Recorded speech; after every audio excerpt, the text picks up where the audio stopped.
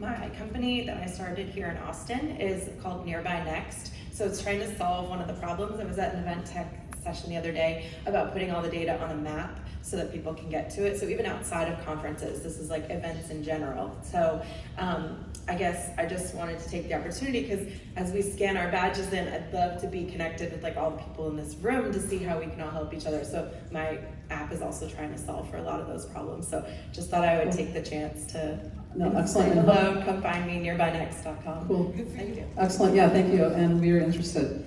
By the way, Thank you, it's good to meet you. And thank you very much for sharing. My question is, any thoughts on any tools to help more crowdsource the wisdom of a crowd at an event? Is what I've always thought of almost the analogous to the community trip report. And I've been coming here like 10 years. I thought it's kind of sad that we're not able to crowdsource the wisdom. What did people get? What are they still missing? Yeah. To your point about the 365 degree, Yeah, how do you carry on the conversation? Well, we can, and I think that, again, you have to have a channel and set up and whatnot, but I really believe that that's important, and that's what we need to do. Robin? and we were talking about this last night. Who wouldn't like to see a heat map of South by right in that hallway? So if you didn't want to be amongst a billion people, you didn't have to be, but if you had a real FOMO issue of missing something, you could see where people were congregating that moment. So I think that crowd, we're bad at it still. And we're pretty bad at archiving also, you know, and, but you know, Well, you know, the challenge is there's so much. I mean, I don't know. I look at all the schedules here, and I'm like, oh my gosh, where do I even go? Like, I don't even know what to do. Like, it's kind of like you're paralyzed. But I think if you learn from communities, like I brought up the Burning Man community, for example, they're actually a great one because they've broken into groups. They have their principles. They actually, even during the show, they have a camera, a webcast. You know, they have Burning Man radio, and you can kind of see what's happening. And that's kind of cool too. But I think we're going to find smaller groups. I mean, I actually have to say I've had a lot of, and I'd be interested in what you're finding too, but off campus, off property here, some pretty great activations going on. Has anyone attended anything kind of cool that you want to talk about? We have some questions. A question about that? Great. Something very unsexy is accessibility in events, and also your slides. I think there needs to be a bit of a kind of benchmark that South by Southwest needs to set up in terms of slides and presentations. So your verbal is fantastic, but your ability, like your slide colours and all those sorts of things are really not accessible. And I think there's a really important piece in the conversation around accessibility. I'm from Australia, oi oi oi, Melbourne, and there's a group that advocates for women and girls with disability, and they did the avatars and the virtual conference 3 or 4 years ago.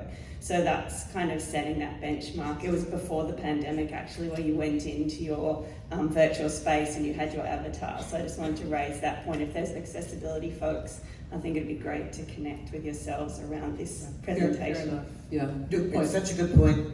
I have to tell you, they are South by Southwest colors, but I hear you, and I want to invite you on our show to talk to people. It is so important, not just in colors and slides, but in, I don't see it right here, do you? No, and definitely, and things like inclusion and sustainability. I mean, there's so many things we can talk about. We have to do better, and as an industry, we can, and that's where you're all part of that too. Yeah. Can you hear me? I just want to say one thing as well with that point. With our own technology, we've actually added in captions as well. So we are always looking at ways that we can make our technology more inclusive and accessible, because that's the cool thing about the way events are going. So any feedback, add me on LinkedIn afterwards, and I'd love to hear your feedback, and we'll put that into our product roadmap as well. Next question. Great.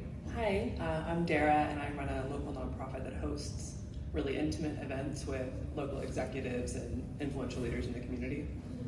And so part of the events that I'm running, I'm sure like all of us that plan events, we're working with people where it's difficult and maybe not ideal to have them like adopt a new platform for engagement, right? So like something like Discord is a technology that's like very popular among like Gen Z, but I've got a lot of people in my organization that are retired and are not interested So my curiosity is around what are the key indicators of success or the KPIs that we can track for these events that are like very networking, connection focused, that is not reliant on adoption of a platform. So like what are those things? Say, I mean, to some degree, someone's gonna have to adopt some platform. So whether it's LinkedIn, Facebook, you know, you name it, somehow from a tech perspective, you've got to get onto some community platform.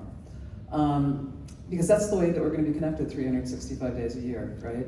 And you know, some of the companies that are running events as well have not been great at, because they want to own the audience. I mean, I'm a big fan of, and again, from the maker movement and open source, community actually can contribute a lot. So I don't actually have a great answer to your question other than it needs to happen, and the community needs to be in the center of it, not a company or an organizer, even though the community can organize around that. Here we go.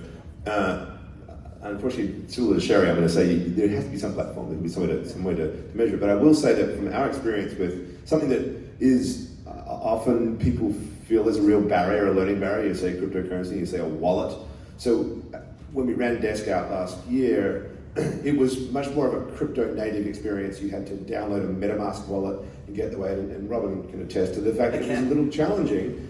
And so we went with a platform that is everybody knows, which is the browser, right? So the first port of entry is something very, very familiar to people, and that is logging in, setting it up. And I'm very pleased to see that most of you have successfully downloaded that Desk. And so that's the starting point. But what I really want to say is that, you know, regardless of whether you've got that platform accessibility challenge, there is this really powerful way to measure engagement when you've got a token or you've got something that is being moved around and shared. So we have measures already. There's been 2 million claims of Desk since we launched this, right? So people have gone in and earned, and they've got 2 million separate claims. In fact, quite a bit more than that already. But there's also, I don't know the exact number, but there's been a lot of shares. People who are now sharing it amongst themselves, moving it around.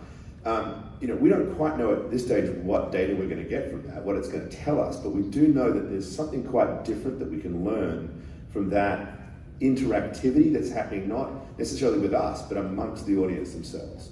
And I think there's definitely going to be something that we're going to learn out of this that I think could help to build that networking conversation. We still have a few, that's Hi, right. I'm Bruna from Brazil. Congrats for your panel. I have a question about, I work for a ticketing company in Brazil.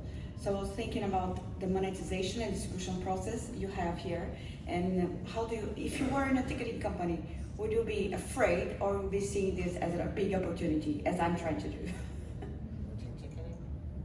Yeah, sure. So ticketing. So when you ask that question, do you mean as a ticketing company, how you can more monetize it through digitization? So I think there's so many different ways. So I think you can tie in with a platform. So actually you could be part of their complex registration system, so that actually when they make money, you make money, and you could go into some kind of partner share.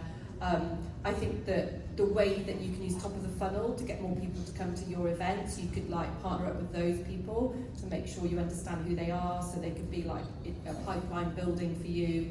But I just think ultimately there will be more monetization opportunities anyway with all of this explosion of technology, because that is where it all links back to the privacy question.